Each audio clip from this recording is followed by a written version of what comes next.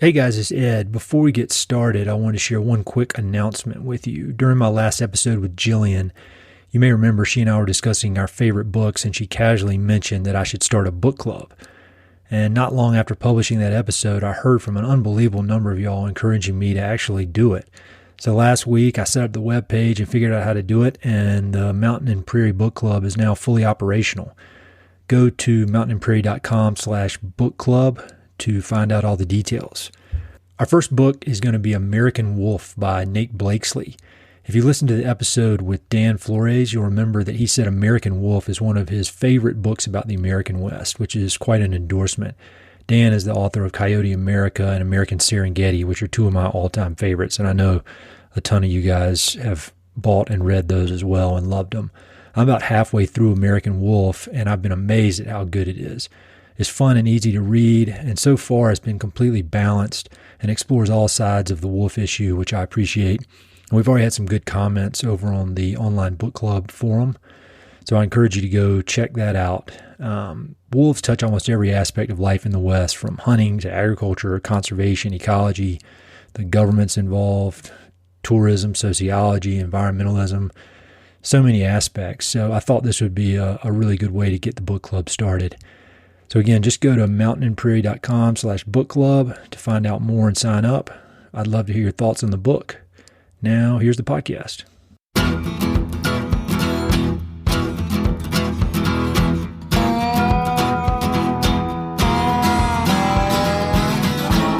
Hey, this is Ed Robertson, and this is the Mountain and Prairie podcast, where I introduce you to some of the innovative and creative individuals who are shaping the future of the American West.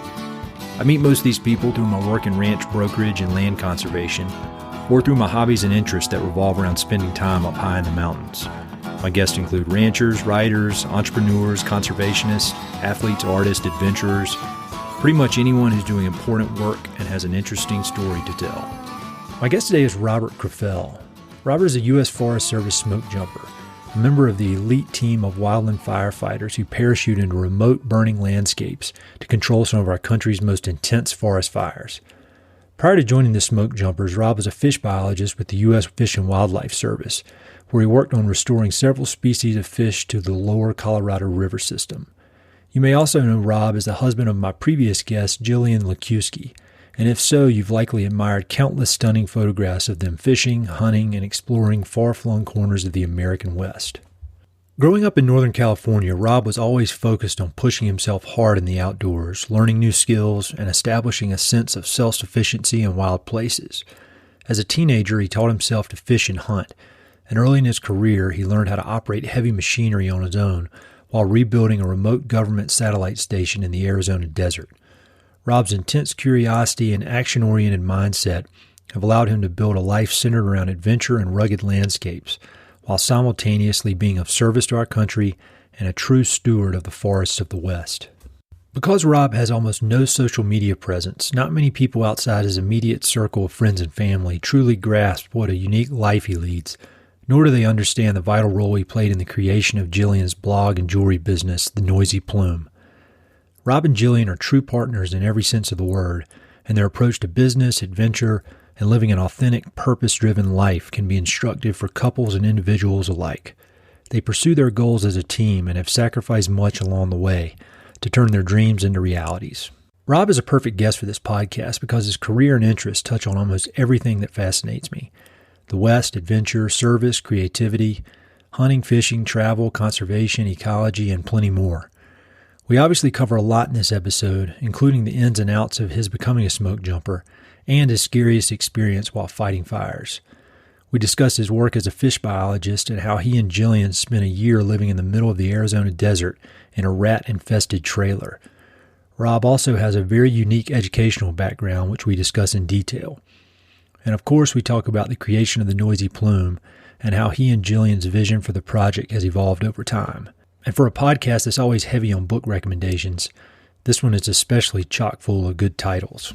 This is a great episode, so I know you'll enjoy it. As I mentioned, Rob isn't on social media, but you can catch glimpses of him every now and then on Jillian's Instagram, so be sure to follow her at The Noisy Plume. So here you go, Robert Krapfel. So when you meet somebody for the first time, and they ask you, what do you do? How do you answer that? Kind of depends on the length of the conversation I'm going to have with the person and who I'm talking to. I'll typically start off with just saying, I am a wildland firefighter. I do wildland firefighting. And if, they're interested or it goes further, I may get into specifics that I'm a smoke jumper within the wildland firefighting community. And if it keeps going even further after that, I'll probably tell them that, so half the year I'm a smoke jumper, the other half I'm semi-retired and do a lot of hunting and help run a small farm my wife and I own and help with our online business that we both own. Well, I think the first thing I want to talk about is the smoke jumping. That is, as I had mentioned to you, I read Young Men in Fire when I was in high school, and I've been obsessed with it ever since.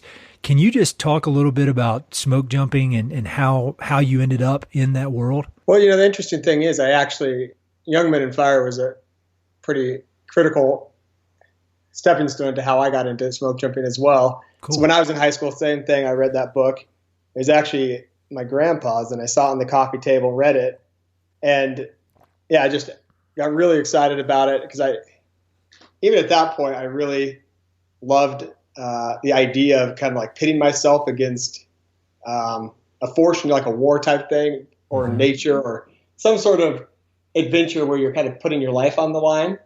So I was really attracted to it, and I read that book and was really excited about it. So from, high school, I knew at some point I wanted to get into firefighting and ultimately smoke jump. So, when I was 18, I actually started applying to become a smoke jumper. And at that point, I had no idea. I was totally underqualified. It would have never got hired. But, I didn't know any better and just started applying at that point.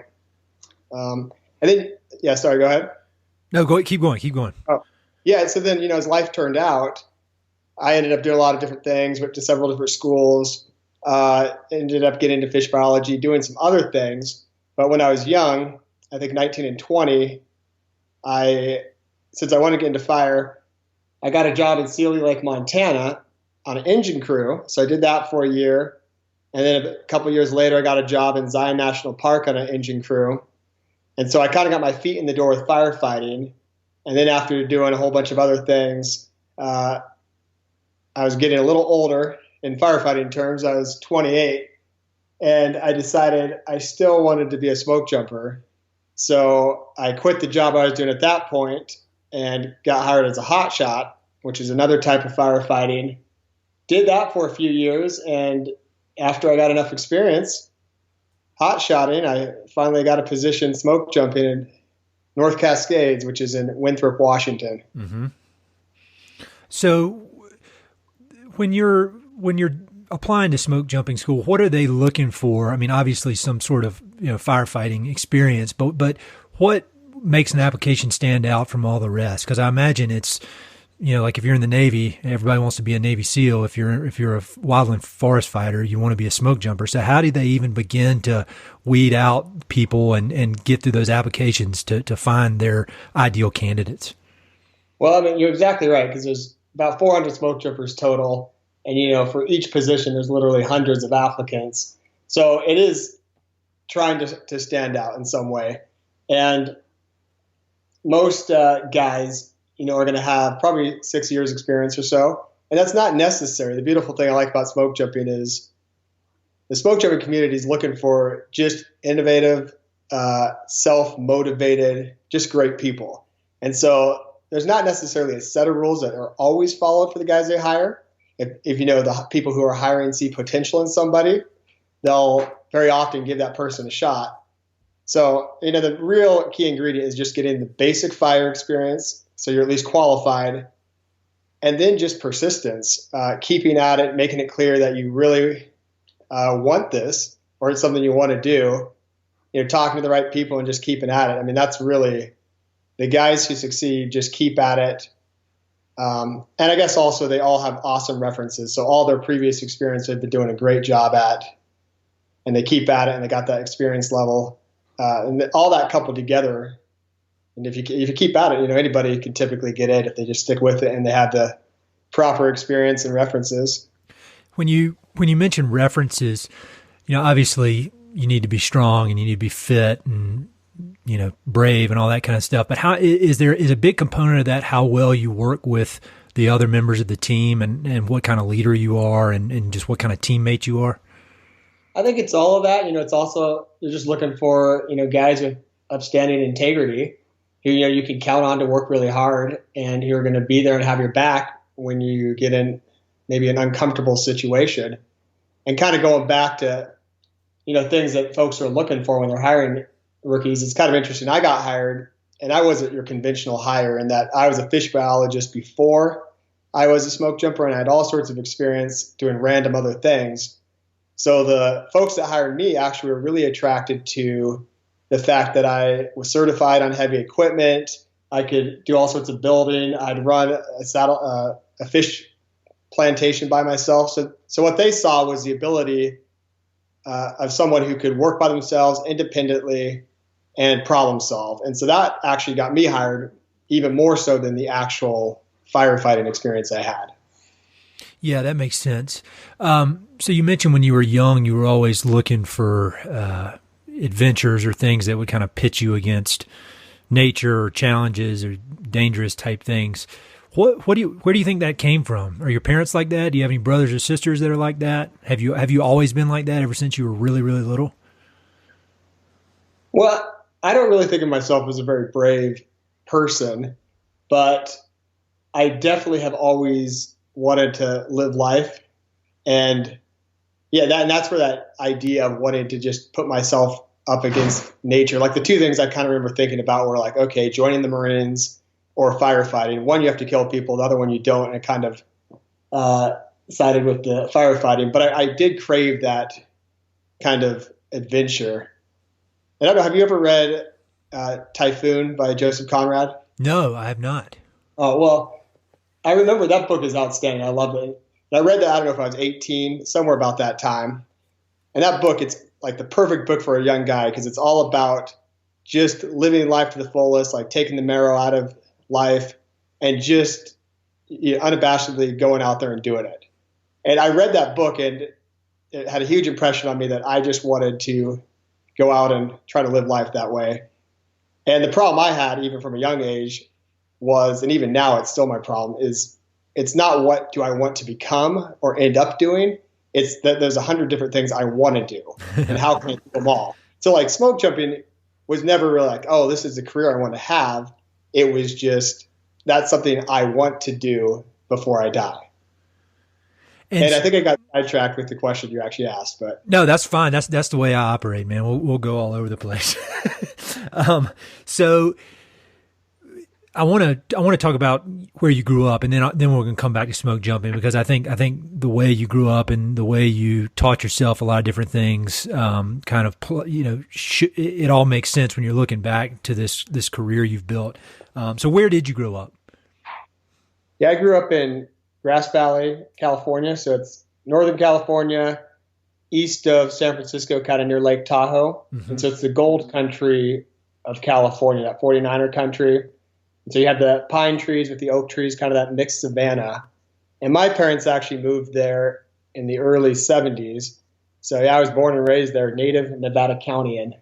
Got it. And Jillian was telling me that you pretty much completely taught yourself how to fly fish and bird hunt and big game hunt. Can you talk a little bit about that? And first of all, what attracted you to that? And then the process of teaching yourself? I don't really know what attracted me. Like my folks tell me, when, I don't know, I was 5 or 6, go into some pond and I saw some trout down there and just was like mesmerized by these fish in the lake. So I loved fishing as long as I can remember. So I don't even remember the attraction. And my dad's an awesome man. He, had done some fishing and him and I started fishing together. And that's what we did together. We do a lot of backpacking and fishing together. So, we both learned fly fishing together. But my dad had no interest in any hunting at all. His father had done a bunch of bird hunting. And I remember, seeing pheasant tails in my grandfather's place. And, I wanted to bird hunt as long as I could remember too. It was just like the next thing I wanted to do after fishing. But my dad, he just didn't have any interest in that. So, kind of the self-learning part came. My dad and I learned the fishing together. And then what I really remember learning is starting to get into hunting. And I knew I really wanted to do upland hunting. And yeah, it was just really just a matter of trial and error. I just remember going out around our place. Luckily, we lived in an area which is kind of oak savanna, so there's a lot of quail around there. But I remember just walking miles and miles and having no idea what I was looking for until I'd randomly run into a group of quail and they'd fly. And it took me, years actually just to get the connection, like, oh, okay, it's a group of blackberry bushes that cover near a creek. That's where the quail are. So it was just a really slow process to learn. And obviously, if I would have had somebody helping me out, it would have been a much quicker process to start to figure that out. Yeah, it would have been quicker, but you wonder if you would have established such a solid foundation that you established by having to really do it on your own and trial and error and just take that kind of long, winding approach to figuring it out. Because if somebody I know when somebody just tells me how to do something, I don't learn it as well as if I have to go through the pain of figuring it out on my own. So, who knows? That makes sense. And I am a huge proponent, and I certainly learn really well just by having to do things. Like, I'm all about just empowering like kids or anybody. Just, that's how I learned how to run heavy equipment, was just got on it. I had, issues or pond levees blowing out and just having to fix it. And so I think that you're right. It is a great way to learn just by doing. Yeah, it can be extremely frustrating. I think in this day and age with the internet and with any information or any answer to any question in the entire world at your fingertips, there's this tendency to want to find the shortcut or want to have somebody tell you how to do it. But there's nothing that beats just straight up time and experience. I like to surf, and one of the things I like about it is there's no easy way to figure it out. There's no little hack or whatever they call it. It's just you got to sit out there on the board for a damn long time and figure out how those waves work before you have any shot of it. At least if you're a subpar athlete like me, you do. So where did you end up going to college? I started going to college. Well, I was not really a good student in high school. I remember sophomore year, I think I had like 2 Ds or 3 Ds. So I remember shortly after that point, my dad sitting me down and having a conversation about how I had already limited a lot of my options of what I could do with my life. So I remember him telling me about the military as an option, or just, trades, that kind of thing, because I didn't have the grades to make it work. But I remember that conversation annoyed me. So the next year, just to prove a point, I ended up actually getting straight A's. I was coming from like 3 D's to straight A's. But I was actually smart in that I took like stream biology, which is all about fly fishing, timber cruising, and they were all like, rather than the chemistry that my friends were taking, and like creative writing. So I just took classes that were fun. Mm-hmm. And so I made that point to just prove to my dad. But at the end of the day, when I graduated, I still maybe barely had a 3.0 average if I was lucky. So I didn't have, as many options as some kids. So I knew I wanted to go to Alaska because my whole life had really revolved around fishing up to that point. So I had to go to Alaska. And in Sitka, Alaska, at that time, there was a college called Sheldon Jackson. Mm-hmm.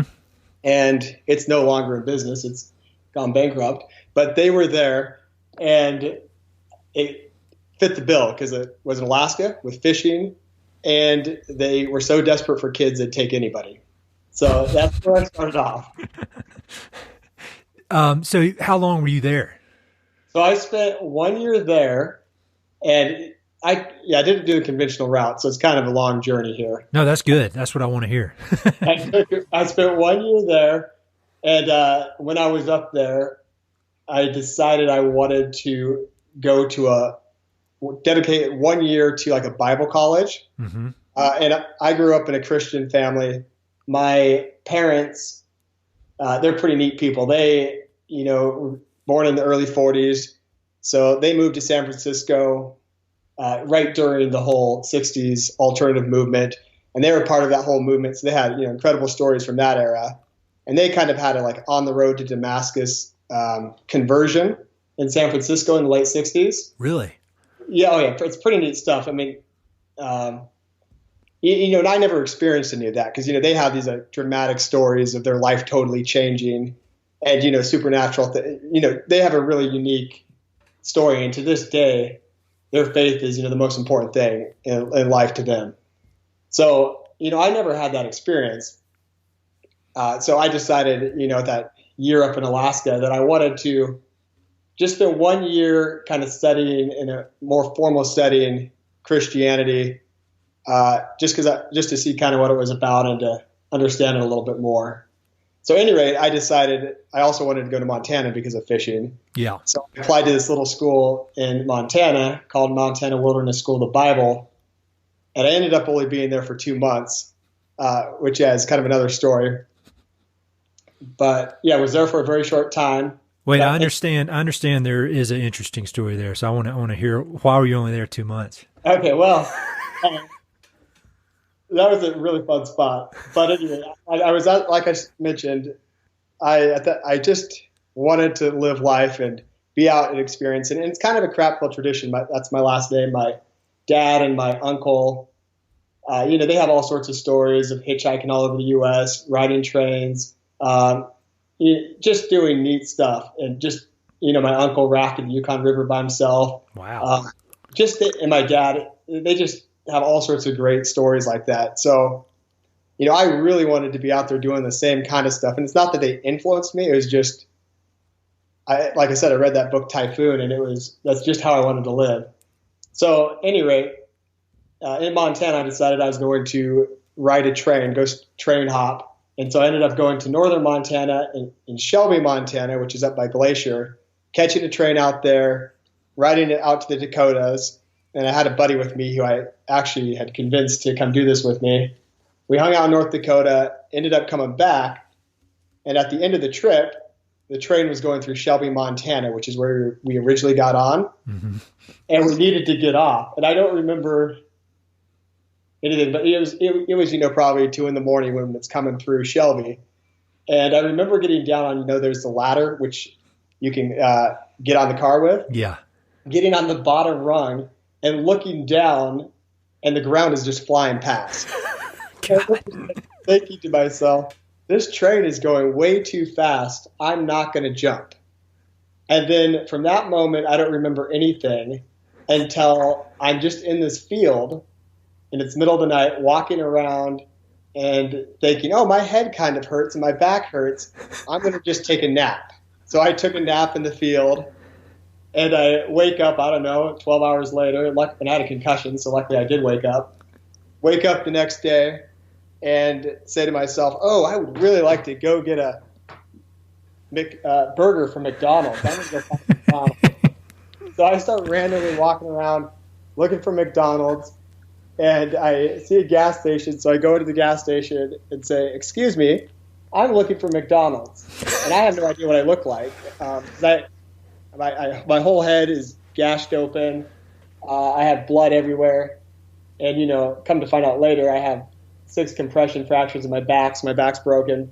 But, none of this is registered to me. So these folks in the gas station, of course, just panic, and they call the police. So then the police come, pick me up. Luckily, I'm in such bad shape, they don't take me to jail. They just take me to the hospital.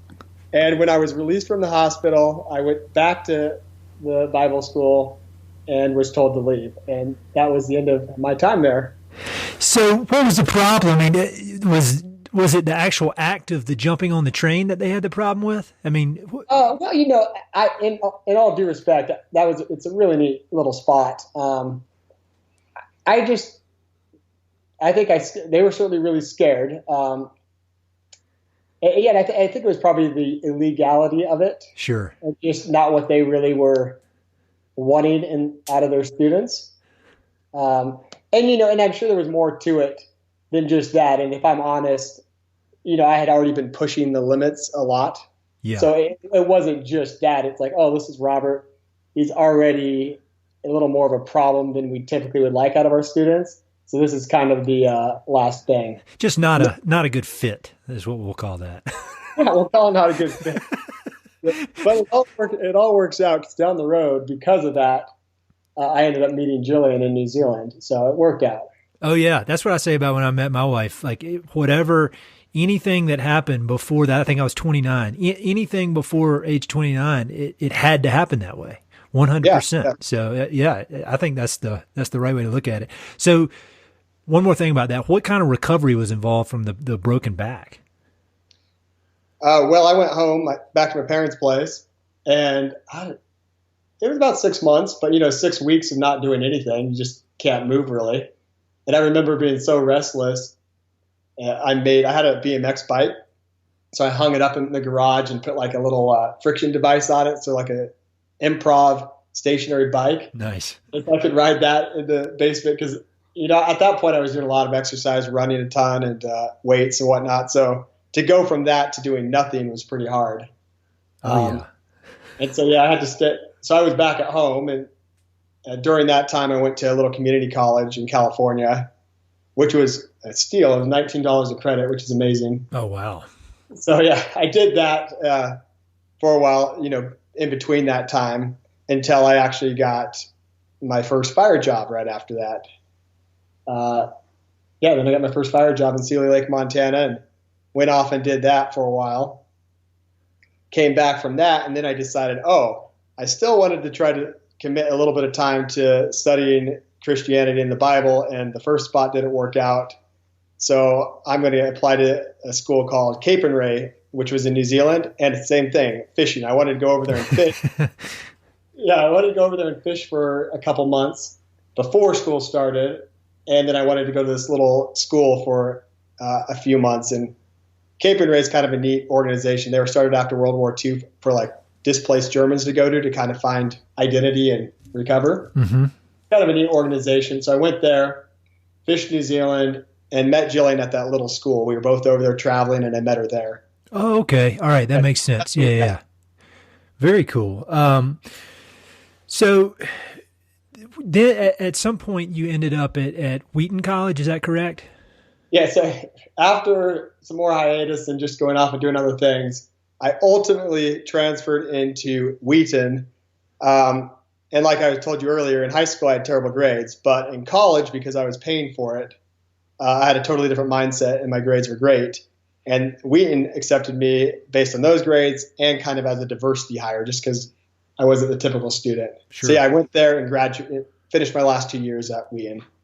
Got it. I love winding stories like that. I think sometimes people think you just need to go to one school and push through, but most of the most interesting people I've met have a winding story that is not just typical show up, be there 4 years and leave. I think I love those stories. I think somebody should write a book about stories like that, because it's almost guaranteed that people like that are going to have interesting lives, Yeah, well, I mean, the thing for me was some kids, love school, but even in high school, I loved college, but to me it was always a burden in that there's so many other things I'd rather be doing. So like spring break came, or summer break. And the reason I kept like leaving for a while is I wanted to do other things. I wanted to go on motorcycle trips or travel or just explore or fish. Like there's so much other life that I wanted to do, and school just kind of got in the way. So how soon after school did you begin work as a fish biologist? Jillian and I we actually got married my last semester of school. We eloped in Reno, so her family didn't know. My parents accidentally found out because they found the receipt in my pocket. How'd that go over? How'd that go over with both sets? Well, my dad called me into the garage because we were visiting him and asked me. And I don't remember what I said, but I don't think I told him. So I must have lied to him, but I can't really lie to my dad. So I had to call him. A few hours later, Jillian and I left. I called him and told him. My parents wanted Jillian and I to come home, and I think they were kind of pushing for us to get it annulled because they didn't know how serious we were at that time. But they agreed not to tell anybody unless asked. My dad, they wouldn't lie, but they would keep the secret. And Jillian's parents, the funny part about that is I had already asked George, that's Jillian's dad, if I could ask Jillian to marry me. And he had said, you can ask her, but you cannot marry her, which is kind of a weird answer. So I knew that was going to be an awkward conversation. So yeah, like 4 months after we were married, and I graduated, Jillian and I got a job in Alaska, being hiking guides up there. Uh-huh. So the time had come to tell George. So I called him up and said, "Hey, George, I know you said I couldn't marry your daughter, but I actually already have." And it was just silent for a while. And yeah, he was pretty good about it, but he still gives me a bad time about it. Did he ever explain what was behind the "you can ask, but you can't do it" comment? No, not really. I need to ask him that. I'll tell you, I have a daughter, and those are the kind of answers I'm going to give any guy who's hanging around. Just very weird, kind of unsettling answers. I think that's a good policy as a dad. Yeah, perfect. Yeah. So I want to hear about your work as a fish biologist, because that seems super interesting. Can you talk a little bit about how you ended up doing that, and some of the projects you worked on? Originally, like we've been talking here, my whole life revolves so much around fishing. I went to Sheldon Jackson for fisheries. And, the first thing I did when I got to Sitka is I got a job at the fish hatchery there. So I already had been building experience in fish hatcheries, like fish experience. Yeah. So everything kind of revolved in, it wasn't until, I could drive and got into my upper teens that I started to get into bird hunting, and then later into life, big game hunting. So my whole life had kind of been focused towards fisheries, and my degree from Wheaton was environmental science, but, fisheries is kind of where I wanted to go. So, Jillian and I at this point are married. We're leaving Alaska, and I'm applying to different jobs. And there's this random job in Parker, Arizona, which is the hottest spot in Arizona, low desert, Mojave Desert. And I applied there, and a couple months later I get a call, and it's an interview. And the interview starts off with not like anything about fish or probing questions like that. It's just, how do you feel about rattlesnakes? Are you okay with scorpions? How about rats and mice? And I answered, as soon as he started talking this way, the job sounds awesome. Yeah, that's what I was going to say. You were probably like, yes, this is exactly right. Yeah. And that was the key. It was a job that they could get nobody else to do. And what it ended up being was it was a satellite base from another fish hatchery down there. And so my boss was about 180 miles from me. And it was in Parker, Arizona, 10 miles south of Parker on an Indian reservation. And what I was managing were grow out ponds. So you take really small fish and you put them in these ponds and get them up to size. Mm-hmm. So I was managing grow out ponds for the razorback suckers and primarily bony-tailed chub, which are both indigenous fishes of the Colorado River system. Yep. And both of them, especially bony-tailed chub, they were down to just hardly any of those fish left in the world until they got the brood stock. And what happened is after they dammed the Colorado so many times, every time they dammed, Lake Mojave or one of those big reservoirs, it flooded a whole bunch of terrain, and those fishes actually had kind of a boom because originally they used to spawn when the Colorado would flood all the time. Mm-hmm. So they had this big boom of fish, and then ever since the reservoirs were stable and the water's not flooding anymore, there's been no reproduction since then. And these fishes of the Colorado are all old, long-lived fish. So, they could live 60 to 100 years. Oh, wow. So, this all happened in the 40s, 50s. And so now we're at the point, this is, early 2000s, that most of these fish are getting really old. They're all dying out, and there's no reproduction happening anymore. And that's where these grow-out facilities came.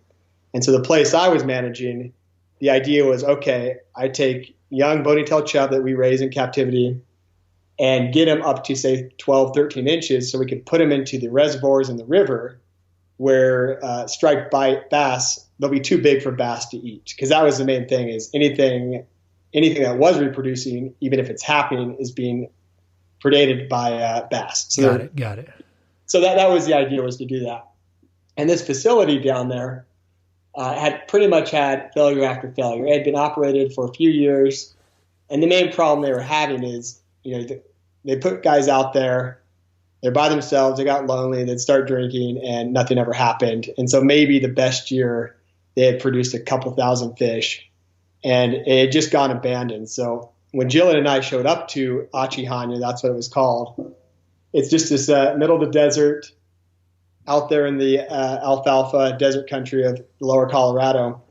You pull up and the whole facility had been abandoned. So there's salt cedar, which is probably 12 feet tall, just covering everything. Mm-hmm. That, it's supposed to be a parking lot and gravel. All the ponds haven't been used for years, so they're falling to pieces. We walk into the trailer and all the windows are broken out. It's a single wide, and there's just, covered in like rat crap and mouse poop. Oh, wow. Just covered everywhere, like nobody's been in it in years. Jillian at this point is just bawling. She's already crying. And this is my supervisor went down with me. And they kept talking the whole way, like tried to prep us for how bad it was going to be. So yeah, we went down there, and I saw this and was just as excited as peach pie. Just like, this is gonna be fun. And there was an old bulldozer there, a backhoe, a loader, dump truck. I just saw these toys to play with too. And so, really that job just started. The whole first year, or the first couple months, was nothing but cleaning up, like fixing problems, cleaning it up, knocking down all the salt cedar. It just was I was working 80 hours a week, just trying to bring it back from the land. Did you just love it? I mean, were you loving it the whole time, or were there times that it was extremely frustrating and lonely, or were the frustrating and lonely parts, in the grand scheme of things, what made it rewarding? Well, I had Jillian there. It would have been a lot harder if it was just me. Yeah. And Jillian, because we eloped, didn't have a green card, so she couldn't work. And she wasn't silversmithing at that point, so she just would help me hang out, and we'd paint together. She'd help me on projects. But no, I absolutely loved it. I mean, it's like any young guy's dream. It's just like pioneering. Like, you go out, you got to tame the land, and and I had all these toys to play with, and I had a budget, a pretty substantial budget to do projects. So, and my managers wanted me happy, so they totally gave me the go ahead to renovate the trailer, build decks, put awnings up, and so I got to just figure out and learn all these skills, life skills, on somebody else's dollar, and play with toys I never would have been able to otherwise. I loved it. Yeah, I had a great time. Looking back on that time in your life and in your marriage, what do you think you learned from that? I mean, obviously the self-sufficiency and learning by doing, but were there any other lessons that you take now that you've got some distance from that time? Well, like you said, the most obvious things are just the problem solving, the figuring things out, you just got to try diving into projects and being resourceful, that kind of stuff. Because on a daily basis, there were things like that would happen. I remember the first time I filled up the ponds. Every one of these ponds, because it's bentonite clay, so when it dries out, it cracks. So every time you fill up a new pond, it's going to just keep blowing out, and then you have a huge flood. So, my first experience with heavy equipment was, oh my gosh, the pond is now flooding our driveway, and, trying to go out there and fix these levees that are breaking without falling into the pond. And, I thought it was great. I learned so much just by doing.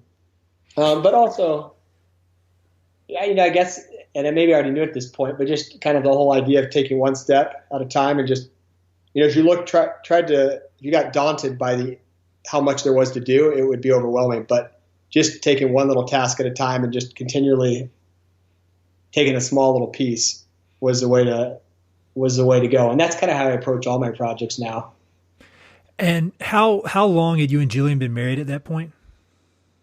1 year. So how was that for, fairly early in the marriage? The reason I ask is because when my wife and I got married, we spent our first year of marriage in Central America because my wife had a job down there.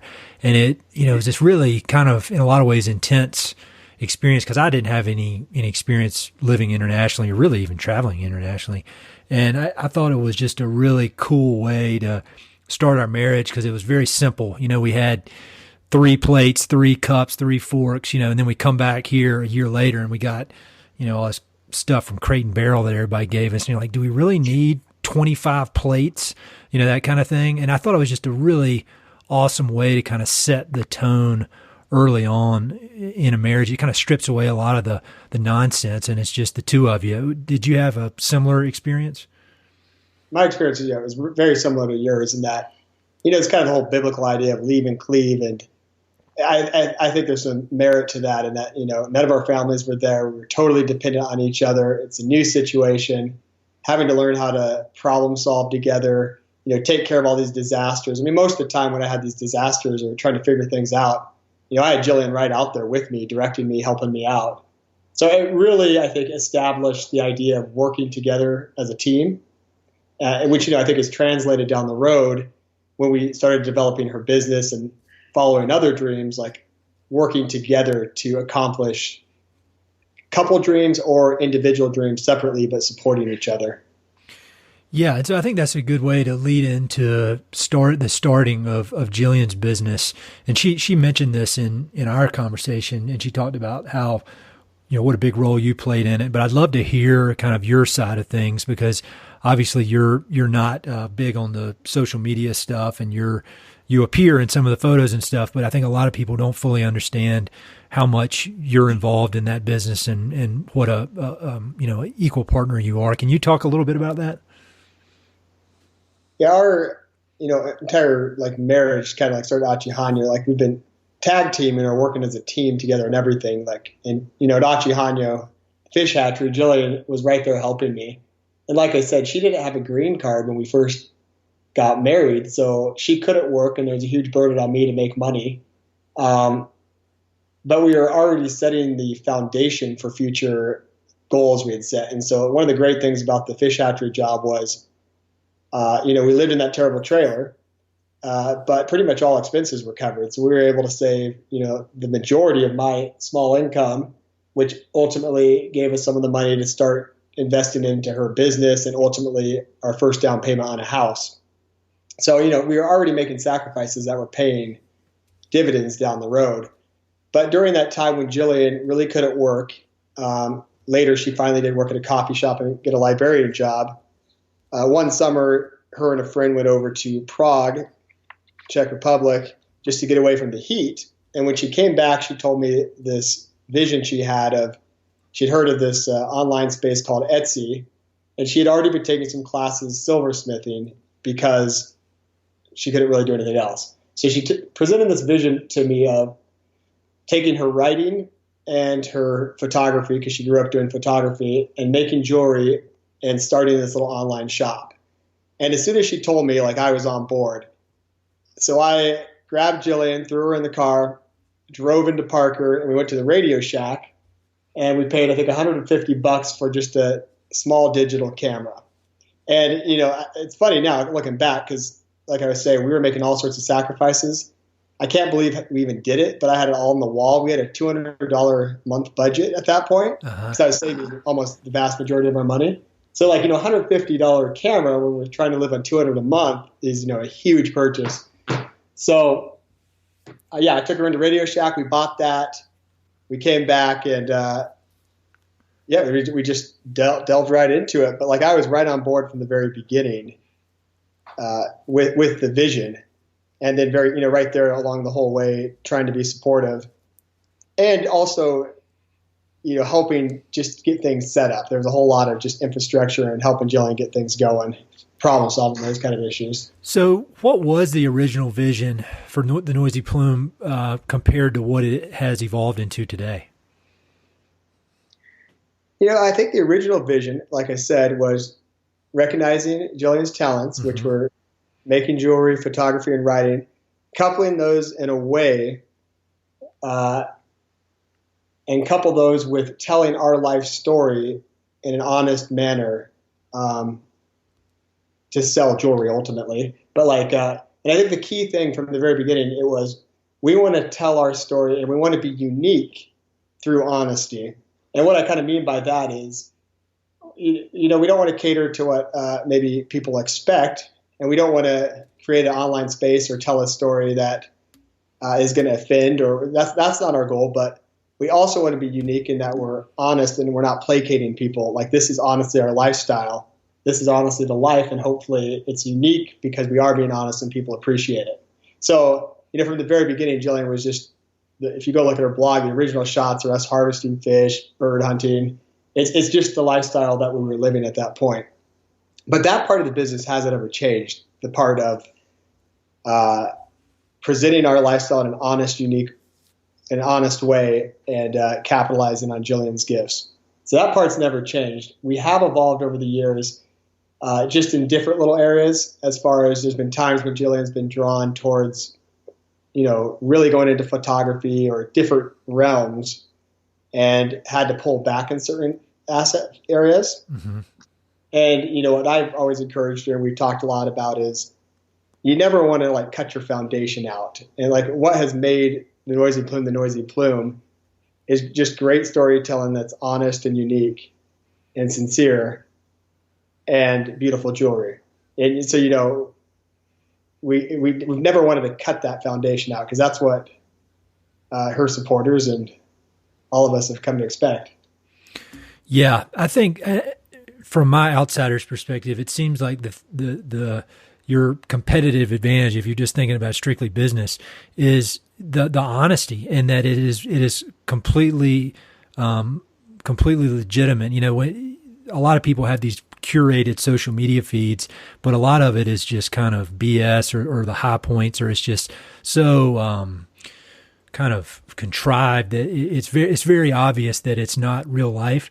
Whereas you and Jillian have this talent for kind of showing all aspects of it. And I don't know, maybe I'm a pessimist, but I have a really high BS meter when it comes to some of this online stuff.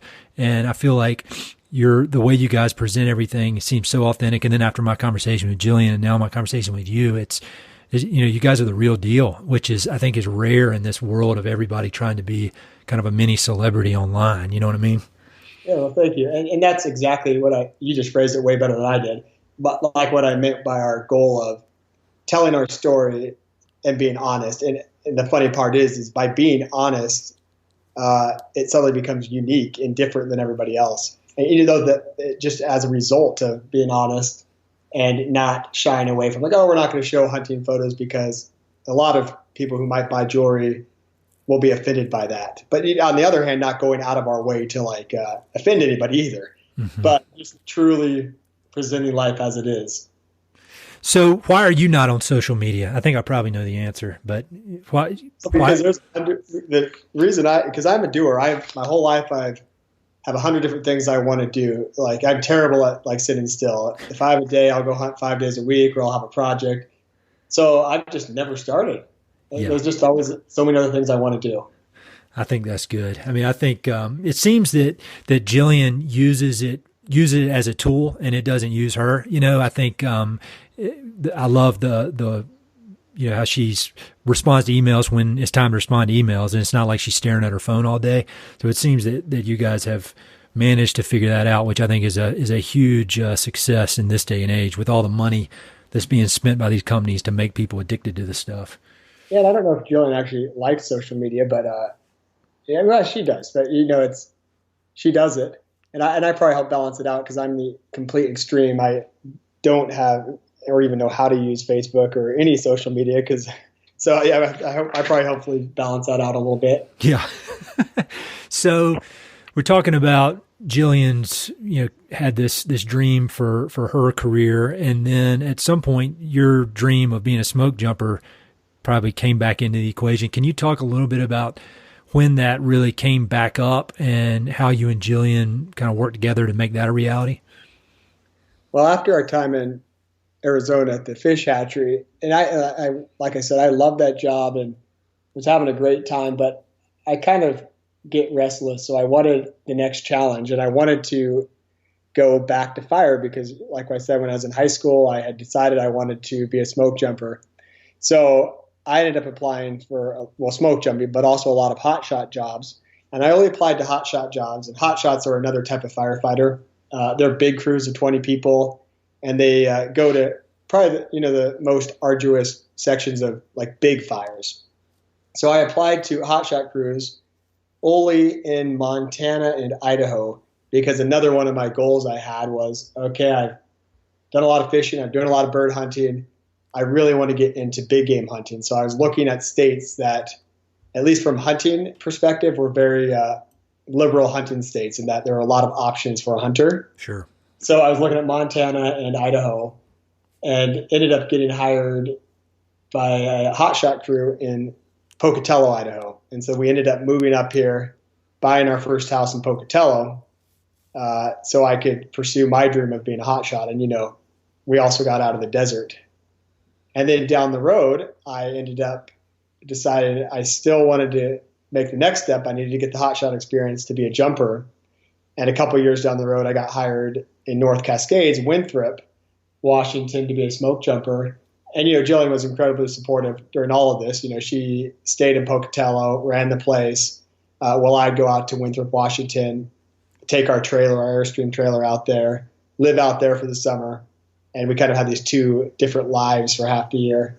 But yeah, she was incredibly supportive in helping me follow my dream too. So when you got accepted, first question, had you ever jumped out of an airplane before? And then second, can you talk a little bit about the training when you're a rookie? How do they prepare you for this crazy thing? I had never jumped out of an airplane, and it's not really helpful if you have. Yeah. Because they're going to totally retrain you, and you're going to get totally trained anyways. The hardest part about smoke jumping is getting hired. Once you manage to get hired, then, if as a good candidate or a rookie, as we call them, it's really your duty to do everything you can do to prepare for rookie training, because that position that, I was taking or any rookie's taking, there's dozens and dozens of other really qualified people who aren't getting an opportunity because I took it. So, as soon as I got hired, it was nonstop. I had a whole schedule. I do really well if I get a schedule and stuff. So I had, my 6-day-a-week schedule between running, carrying weight, and all the different areas of how I thought the best to prepare. But I didn't know what the training was. Like, unlike a lot of guys, I never had known a smoke jumper, so I had no idea how to prepare. But I went into full-on training mode. Thank God I didn't actually hurt myself, because I was probably pushing myself too far. Just my whole life revolved around training. And then the first day you show up to training and, you meet guys who are all really nervous. And most rookie training lasts, it just depends, but probably 5 weeks is average. And, every base, there's 9 smoke jumper bases in the U.S., and they all kind of have their own variations on the training. But they're all fairly similar in that the first couple weeks is going to be, it's going to be a hell week where they're going to do everything they can to make guys quit, and just see how bad you really want to be there. And so those first couple weeks are going to be just pretty much nonstop running, calisthenics. You put on your smoke jumper outfit a ton, which is this huge outfit made of Kevlar and padding like a football outfit. Yeah. You're doing all this, running all over the place, and you have to run everywhere. You can't walk anywhere. And so you're running all over the place in that, and it's 90 degrees out there, so you're overheating. So you're doing all that crazy stuff, and then there'll be a huge pack out typically, and maybe an overnight type excursion. So that first week is just all about making guys quit. And, depending on the year or the class, it's probably, I would say probably, 35, over 30% is a typical washout. Some years it's it's up to 50 or higher. Wow. And then, these are the guys that, like I said, are the top candidates. So there's always a fairly high washout rate. But after you make it through this first couple weeks, then the training's it's still going to be really hard. It never lets up the intensity, but it's going to start to focus a little bit more on the jumping aspect of it. And, when smoke jumpers come to the training, it's kind of already expected that they'll at least know how to firefight. So all the training revolves around the actual parachuting and, the different components of parachuting, which are, parachute manipulation, steering the parachute, landing the parachute, rolling, and then actually jumping out of the airplane or the exit. So you work on those different parts, and there's towers or these mock simulation areas, and you will just do these procedures over and over and over and over. And so by the time you actually jump out of the plane, it's kind of just automatic. Like you've done it in practice so many times. It's just an automatic thing. And also throughout all of this training, there's lots of different components of smoke jumping. So the guys are also learning, how to build paracargo, which is all the supplies we need when we get on a fire. So they're working on all those different facets. Tree climbing is another huge part of smoke jumping because, if a parachute lands in a tree or your gear lands in a tree, you have to get it out. Mm-hmm. There'll be tons of tree climbing. And honestly, tree climbing is probably the scariest thing, or if people are going to struggle, like if they make it past the physical part, it's probably going to be tree climbing, not the jumping. Really? It's just because you're low enough to the ground that it's pretty daunting, when you're 100 feet in a tree and you can see the ground right there. Sure. Versus like, an airplane, you're so high, it's like, oh, look at the cute little farm down there. So it just has a totally different feel.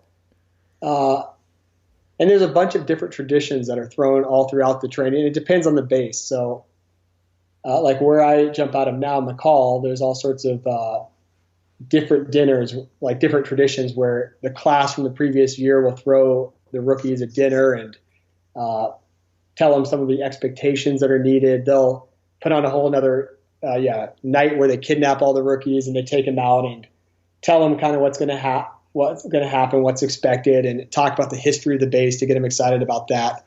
So there's a lot of different initiation and traditions that are also go into it, with the hope or the hopefully results with guys feeling a real sense of accomplishment and part of something when it's all over. And it's pretty neat. And it's something that I really want to get even involved more in because, most of these guys that go through the training, up to that point, it's the most meaningful or important thing of their life up to that point. Sure. And so it's pretty neat to be part of something like that. Yeah, definitely. It sounds so much like elite military training, the little bit that I know about it, as far as the trying to get people to quit and the intensity of it and the bonds that are formed. So this is the question I know everybody wants to hear, but what's the scariest thing that's happened to you when you've been out there fighting these fires or jumping out of planes to fight fires? I don't really think of my job as very risky. And maybe it's just perception because I do it just like when you compare to smoke jumping to elite military, like I'm like sitting here like, oh, it's pretty easy. I don't think it's that bad, but it's maybe just my own perception. So I don't really think of it as a very risky occupation. I think that's what pros do. I heard an interview with a NASCAR driver the other day, a really elite NASCAR driver who was saying, I don't think it's risky at all. And that's because they train their ass off like you have, and that's why if you realize how risky it was, you wouldn't be able to do it. You'd be freaking out. Well, and I've kind of compared it to like motorcycle driving, where you hear a lot of people say, oh, if you drive a motorcycle, you will die, which to me is preposterous. It's like, no, 90% of fatalities happen when you take curves too fast. If you're just smart, you can eliminate a lot of the risk. And it's the same thing with smoke jumping. We train so much to it that if you do things properly, a lot of the risk is eliminated. Now, granted, if you were to start landing with the wind, because, say our parachute can go 10 miles an hour forward, and I'm actually going with the wind, and the wind's 20 miles an hour, I'm going 30 miles an hour. So then I'd be landing at 30 miles an hour. So there's things like that you can really mess yourself up with if you're just not being smart. So I'm sorry, I got really sidetracked. What was the question? What was the scariest thing that has happened to you while you've been doing this? The scariest thing I've done isn't actually the smoke jumping or the firefighting. It's tree climbing, like I was saying. And when I worked in Washington, and this is another thing I love about smoke jumping, it's kind of like one of the last spots, particularly in the government, where it's just you take capable people and you just let them do it. So in Northwest Washington, there was a bunch of tree topping projects. And so what the goal was is there's these areas of timber and they're trying to create snags. So the only people that can get to do this snag creation are smoke jumpers because we're trained with climbing. So I remember one job specifically where it was me and 3 other guys. And I'm not a great climber, but I love this about smoke jumping. The base where I was working said, hey, Rob and this fellow Jeremy, we need you 2 to go lead this project. So we took 2 other guys and we had to top 150 trees. And shoot, I'm not that great at it, but we had to survive and figure it out. And the scariest thing about tree climbing, or tree topping, I should say, is, these trees are maybe 150 feet tall, maybe higher. And so you're climbing up to 2/3 the height of the tree, and then you're topping the top third off of it. And that entire time, I'm never really scared, but I'm totally 100% focused, like more than I am on anything else. Because there's no room for error. When you climb up that tree and you put your face cut in it, which is like you take a pie wedge out of it, and then you put your back cut, which is the backside cut to make it fall, you are strapped to that tree. So if there's anything that goes wrong, if that tree decides to set back or like fall the wrong direction, or if you have ropes hanging down and a branch is going to catch it, anything, there's no room for error, absolutely no room. So you're just on edge the entire time, and you're climbing that tree. And when you do that final back cut and you see it actually falling, it's the best feeling ever, because you're like, oh my gosh, I'm not going to die. Going over. And just because of the efficiency of it, like, we had to do 150 trees, and I've done several projects like that. You maybe climb up to the branches, and you have lanyards, which you wrap around the tree and the branches. But if you're going to make any progress, you can't always have a lanyard attached to the tree. You just have to free climb it, because it would take hours. So that's just all of tree climbing is like one wrong mistake, and it's not going to work out well for you. And so that's definitely the scariest thing I've done, or the thing that's put me on the edge the most. And one day of tree topping, I'm exhausted, and it's like, but it also feels great. They say that commercial tree cutting or tree trimming is one of the most dangerous jobs you can have. That book's about the author Sebastian Junger, that wrote Perfect Storm. When he came up with the idea for Perfect Storm, he was in the hospital because he'd had an accident climbing a tree as a commercial tree cutter. And he was sitting there in the hospital. He's thinking, I wonder what other jobs are just as dangerous as this. And he came up with commercial fisherman, and that's where that book came from. Speaking of Sebastian Junger, I'm sure people listening to this podcast are sick of hearing me talk about this, but have you read Tribe by Sebastian Junger? No. It's about 150 pages. It's really good, but it's about kind of the bonds that come between men and women from having community and having purpose. And he talks a lot about the military and how these guys come back from being deployed overseas, and they have such a hard time and have these PTSD symptoms. And some of them that have the PTSD didn't even see any violent combat. And his theory is that it's because when they come home from the military, they don't, they were in this position in the military where they had a tight group of people, and each one of them were watching each other's back. They were all working towards this shared goal. And then they come home and they're living in some apartment by themselves, and they don't have any real purpose. And that's what causes the emotional wounds. And so I was wondering, when you come back, when you're done with a summer of fighting fires and you come back, do you have any sort of withdrawal from that? I mean, do you miss it? Do you get down at all from not having that adrenaline rush?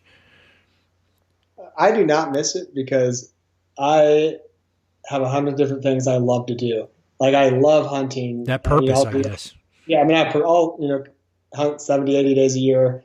I love hunting. I love working on projects, running the farm. So there's always so many other things I want to be doing. So I don't have that issue. But I think some guys probably do miss it.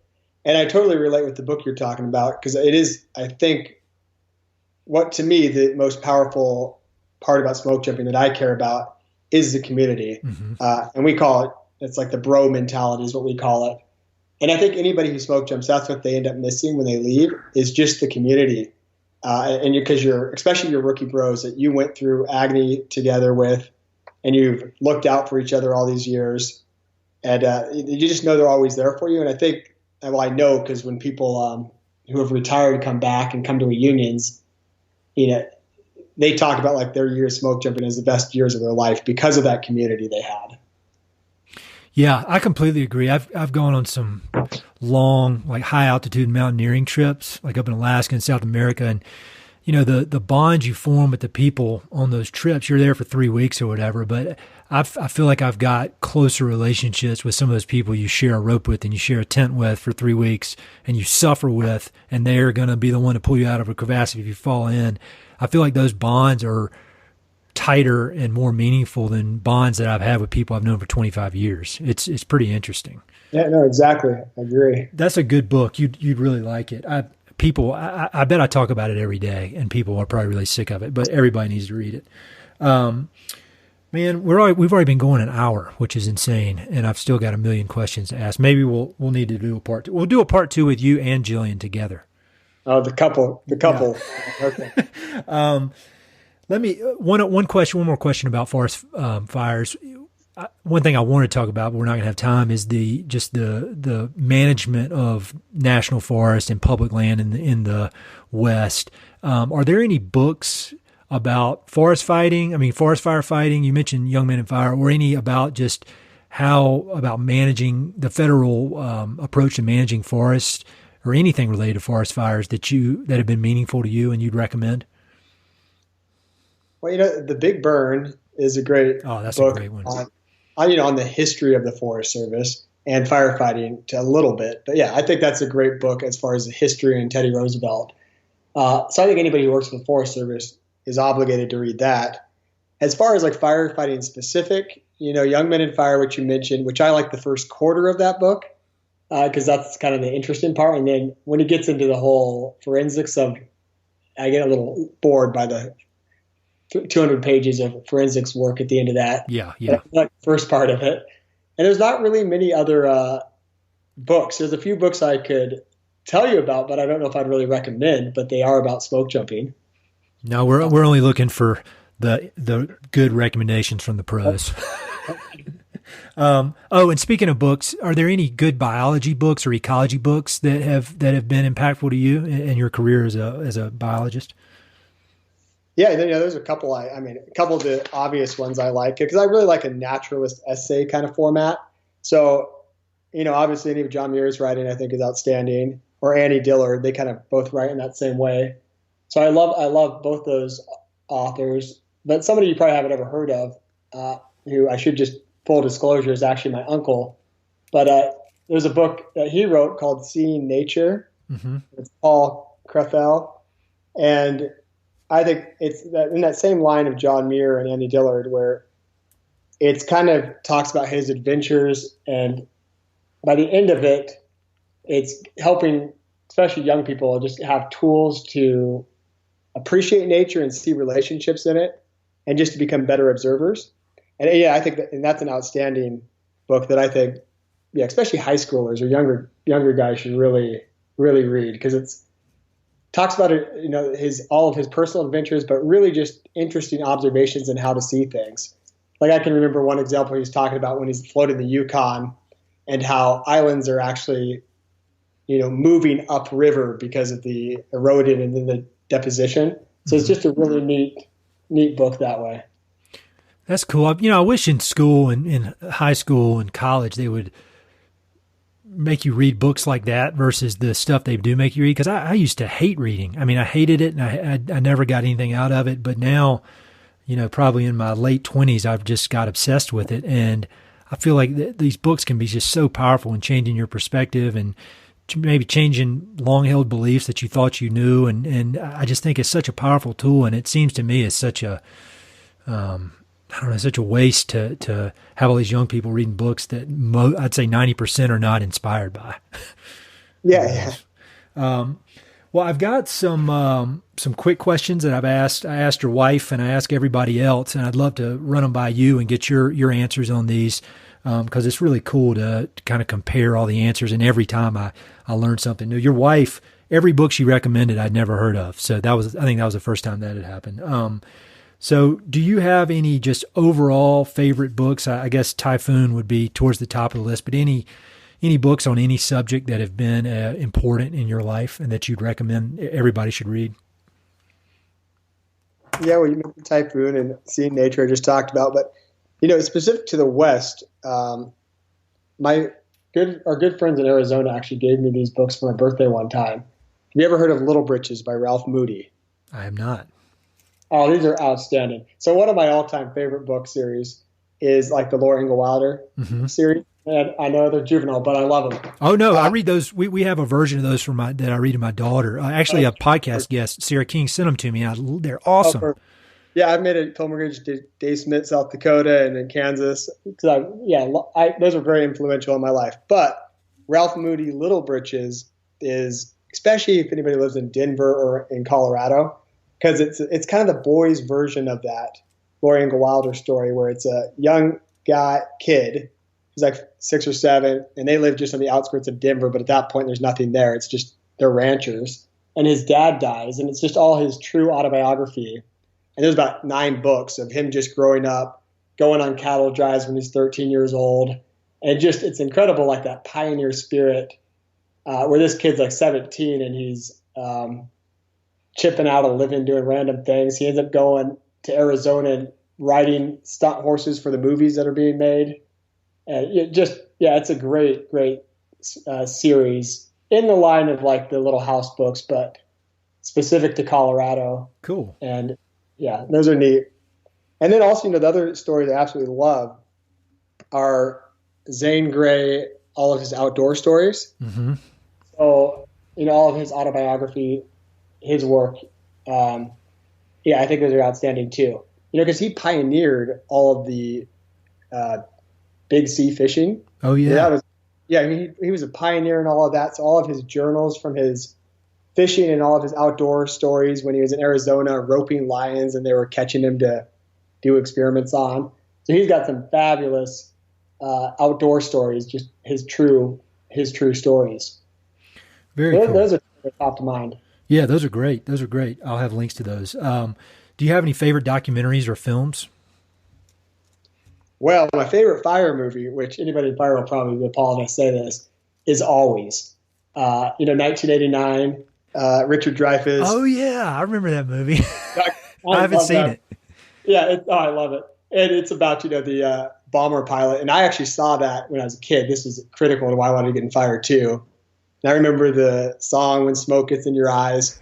And Holly Hunter wears this white dress that she's given, and she has this quote of saying, "Girl clothes.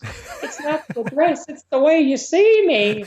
And I love that scene. I love that dress. And I've actually spent hours, Jillian knows this, I stalked the whole internet trying to find that white dress or something similar to buy for Jillian. So, yeah, that's just kind of a funny one out there. They don't make good movies like they did in the mid-'80s anymore. Yeah, exactly. The best movie of all time is Roadhouse with Patrick Swayze. Oh, yeah, don't worry, I watched that with my Smokejumper brothers a lot. Oh yeah, that's motivation, man. That is hands down the best movie ever made. Yeah. Have you seen Smokejumper? Smoke Signals. No, I have not. Oh, it's early 90s too, but that's a great movie too. And I relate with it a lot because Jillian and I lived on an Indian reservation. Mm-hmm. So Smoke Signals, I remember when it came out, how they presented it was a movie made for Indians, by Indians, starring Indians. So it's all on the Coeur d'Alene Indian Reservation. Oh, cool. And because it's made by them, produced by them, starred by Native Americans, like they poke fun at themselves in a way that like an outsider couldn't do. Sure. And it's quite funny. So I love that one too. Nice. I'll add that. I haven't seen that, but that sounds good. So you've got all these hobbies and passions and all this purpose that you're following. Are there any unexpected weird hobbies you have? Like, do you watch Real Housewives of Atlanta on TV or anything like that? Can't say I've seen that, but I don't know if I doubt it's a surprise, but I love gardening and tending things. Sure. So, I'm passionate about gardening, and my buddy Jeremy and I, when I was at North Cascades, we were the lead gardeners there and had the, out of the jumper bases, we had the prize winning garden every year I was there. So, there's a lot of passion. I really enjoy gardening.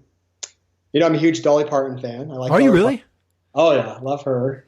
Dolly. Yeah, that counts. I was not expecting that. That counts. You weren't expecting that? Okay. There we go. Yeah. Dolly's awesome. Cool. What is the most powerful experience you've ever had in the outdoors? And you've had a lot of them, I'm sure, but it could be scary. It could be funny. Just an impactful experience that when you think back, you're like, wow, that was pretty cool. Well, I don't know if this is the most powerful, but one that popped into my mind is, several years ago, as a great group, it was pretty much all my rookie bros, guys that I went through the training together. We jumped a fire in Olympic National Park. So, it's a rainforest out there, and I'm with some of the best guys in the world, and we jumped this fire out there. And what we were told later by the managers of the park is, this is a fire that happens once every couple thousands of years. I mean, the rainforest does not burn. So this is like a 1 in 1,000 year fire.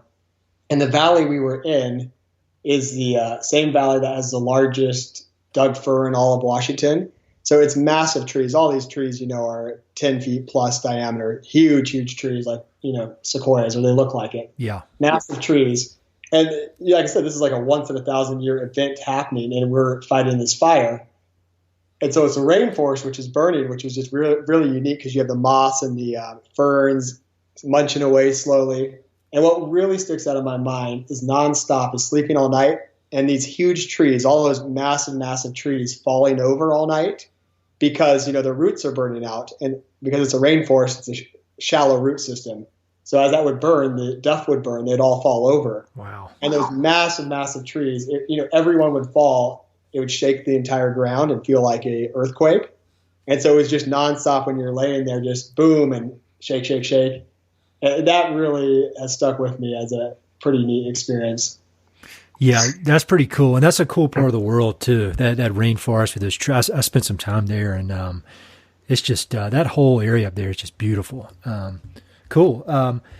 What is your favorite location in the West? You've seen a lot. Is there one that sticks out as being your favorite? Well, a couple areas I really like. Growing up, there was a canyon on the American River in California called Royal Gorge, which still is, I think, one of my favorite spots, just in that it's like a 2,000-foot drop into this canyon. So it's really remote. And at the bottom of it, there's just all sorts of abandoned mining equipment and, old wheelbarrows and, great fishing. So I love that spot. It's just growing up, that was like my go-to spot I wanted to always go to. And then, a lot of the spots I really like revolve around hunting or just spots I know really well. So, we're in South Central Idaho.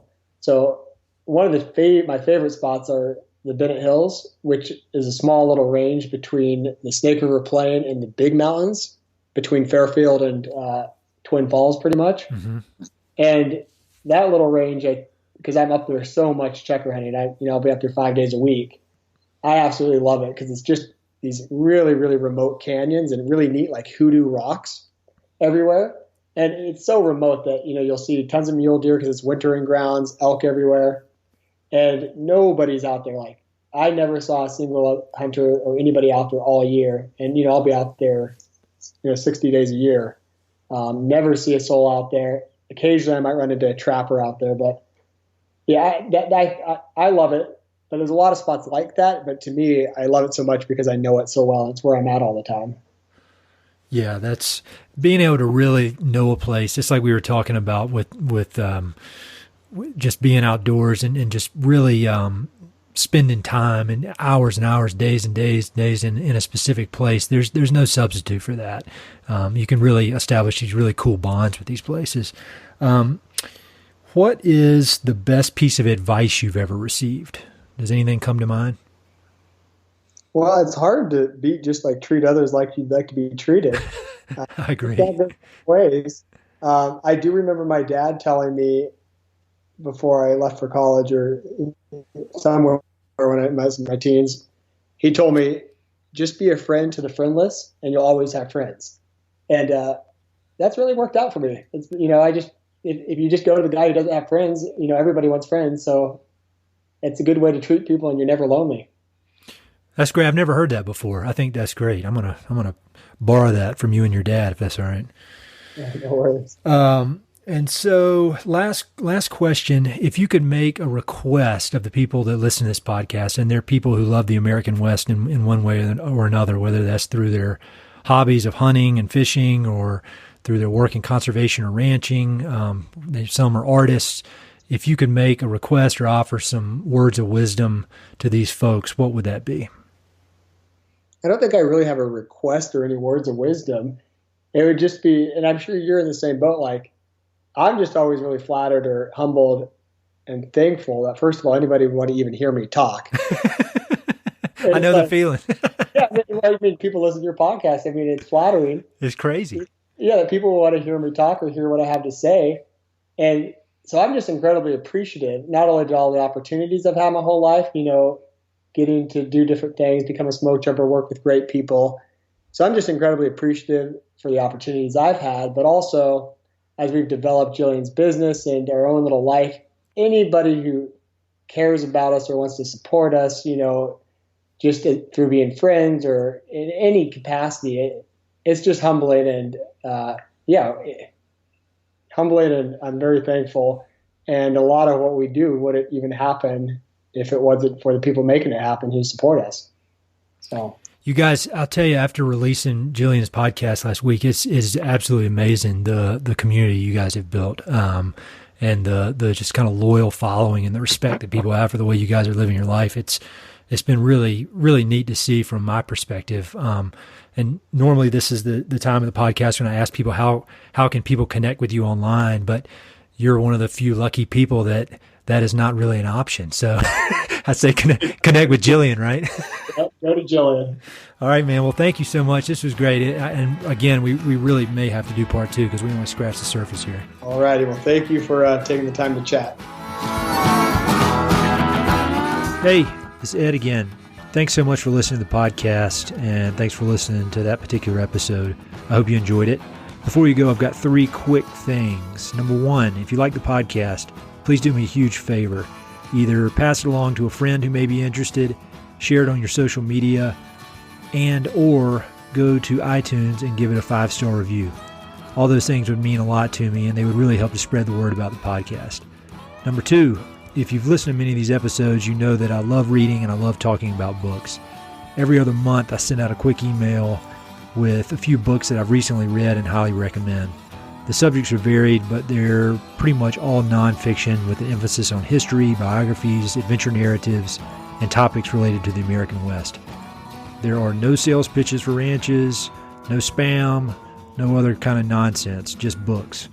So if you'd like to sign up for the list, head to Mountain and Prairie/reading, or just go to Mountain and Prairie and there's a massive tab at the top that says book recommendations. Click on it.